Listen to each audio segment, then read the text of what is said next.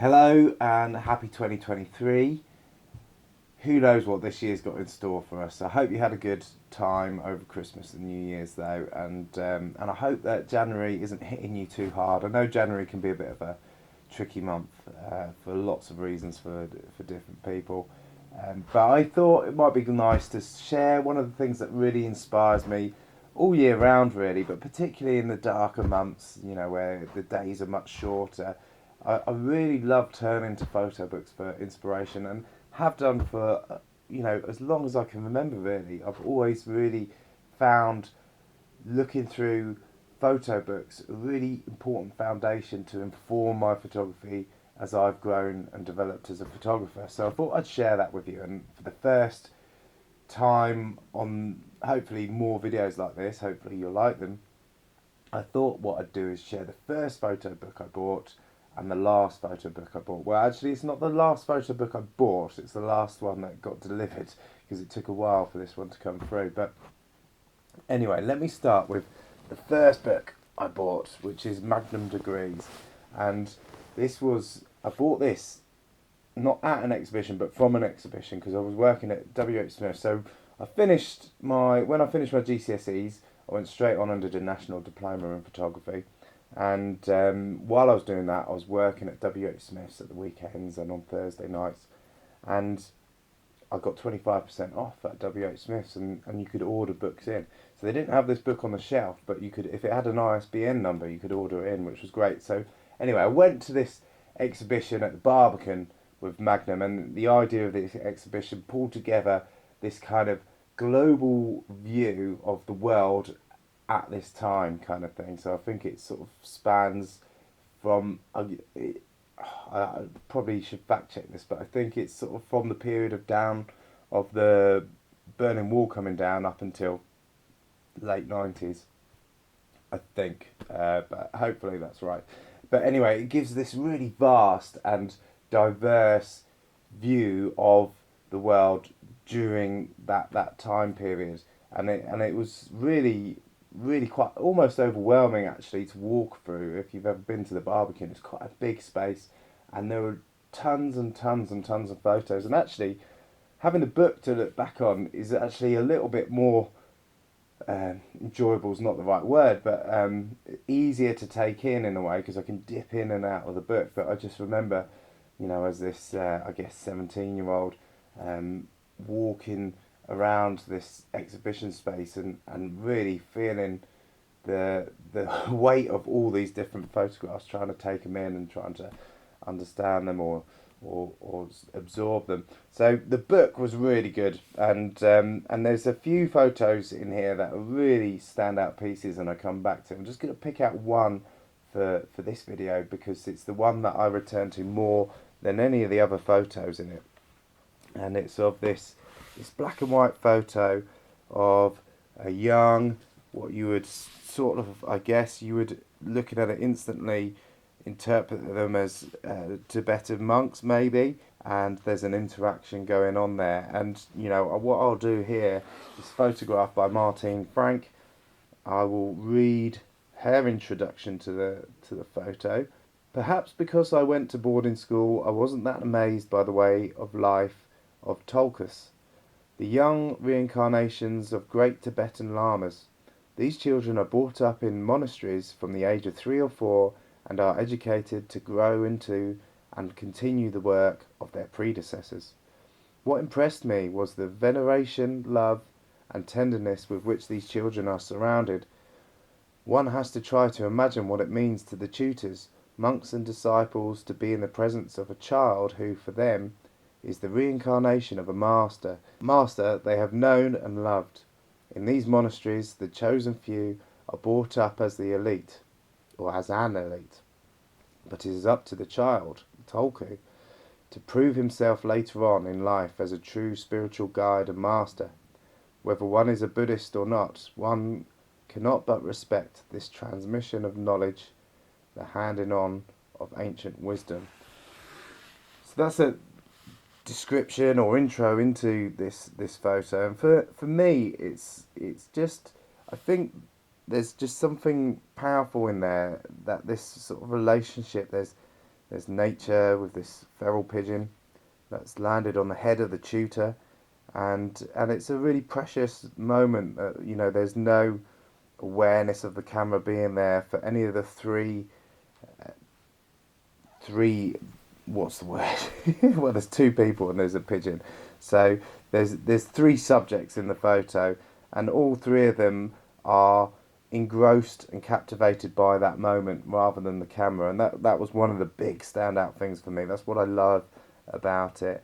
And I think it's always a reminder that for me, the emotion and the power of the image comes from that moment and comes from that sort of invisibility of the camera and of the viewer. Really, there's no intention of where this photo might go or might be seen. It's just this really tender and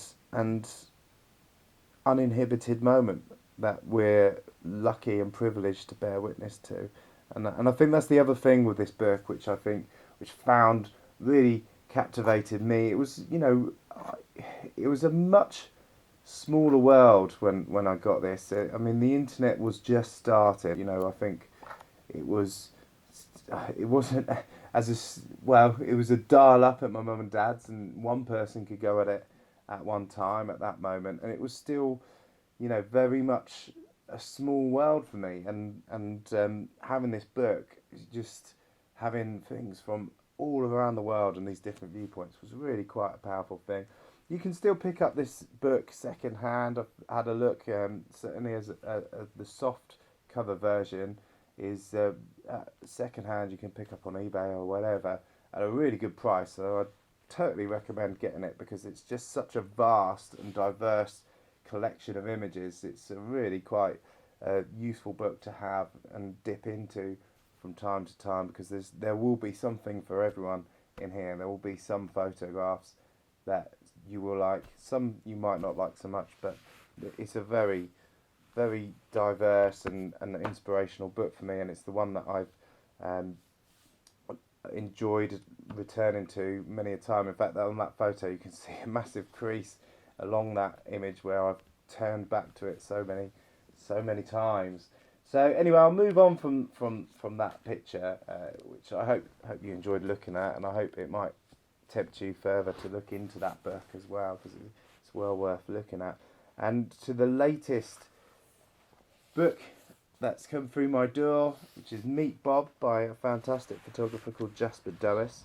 He's a photographer for the National Geographic.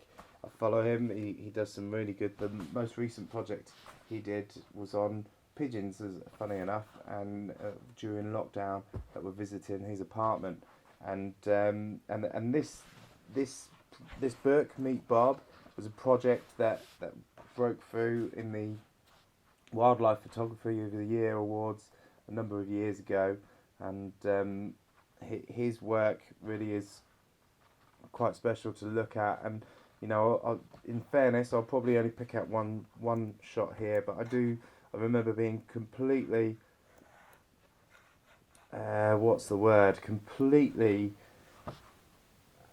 engrossed, I guess, in the images from this project and the approach, and I think it's really quite a lovely collection of photos. The project itself is this flamingo who was injured and nursed back to health and rehabilitated, but wasn't seen as ever being able to return to the wild and live and survive in its natural habitat. So from that point on, Bob was used as a tool to educate and engage with the public on conservation issues and the issues facing flamingos.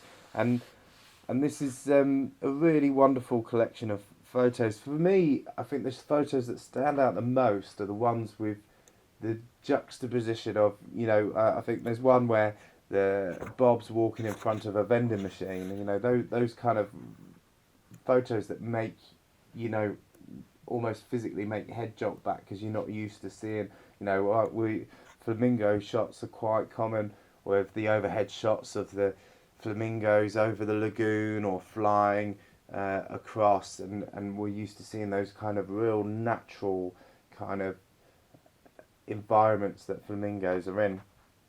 But here, something jars with us because all the photos are very sort of human, I guess, human, urbanish in times, and they just really kind of strike you because they're so different from any other flamingo shots that you've seen.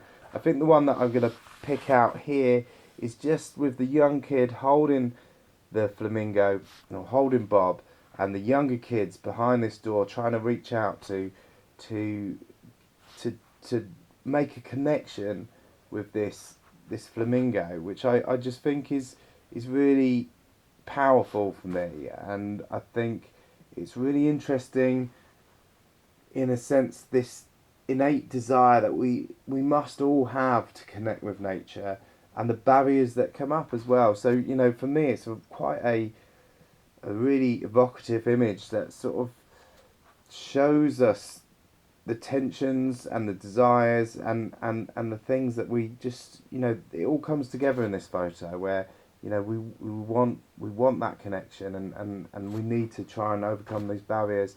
This is quite a philosophical, like going off on one, and I haven't even had a beer yet.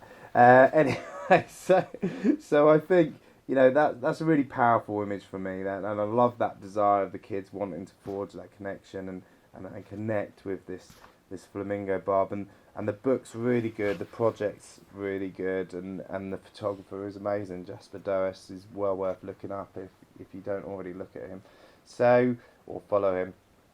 So that's a very quick intro, my first one of sort of me looking at photo books that help inspire me. I've got a ton of photo books which I'll share as we go along, but that's the first and last. So I hope that inspires you a little bit. Let me know if there's any books that really inspire you and will help you go through this year. Put it in the comments. I'd love to check them out. I'm always looking at new photo books and new photographers. It's a really great thing to do. So thanks for watching, and they'll be sharing more other bits and pieces. I've still got some Skomer videos to get out, loads of videos that are on the back burner that I'll get out to you, and some new stuff as well to record in the year ahead. So thanks again for watching, and I'll see you soon.